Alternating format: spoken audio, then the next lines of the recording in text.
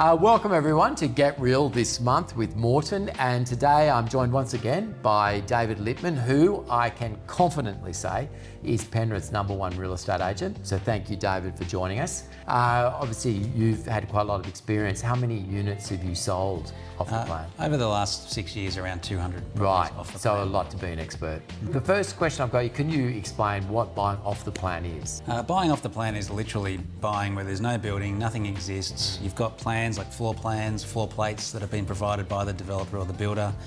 Those plans are talking about the location, facilities, expected infrastructure, Yep. And you're making a buying decision literally off these plans. It sounds a little bit risky, which we'll talk about in a minute, but what is the main benefit of buying off the plan? Certainly locking in a price today, you take about 2 years to complete.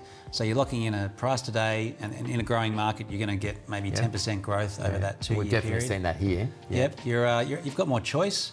You've got at the start, you've got a whole building to look at. The floor plan you like, the size you like, the level aspect, finishes, inclusions.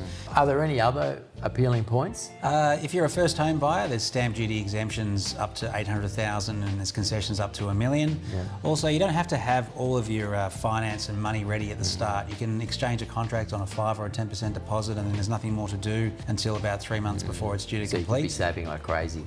But what are the risks and what should we watch out for? Well, some buildings, as we know, they've had bad cracking problems, sinking problems, combustible cladding. Generally speaking, that comes down to the quality of the builder and the contractors. So look at the builder if they've got an ICERT rating, which is fairly new these days. It's by Equifax. It looks at the credit rating, the financial statement, the cash at bank, like the financial security of the builder. Other things you want to look at, understand strata levies, like look at the local market and see what apartments Because strata levies is something that often get misquoted. Well, they are approximate off the plan because you don't know what they're going to be until it completes. But if you're looking at the current resale market and let's say it's $1,500, you'd expect the off the plan to be slightly more, but not like double. Yep. Last thing I wanted to mention was, what about the contract and clauses in the contract? Well, you want to have a conveyancer to review the contract. These contracts are long, but getting legal advice from a conveyancer or a solicitor is fundamental.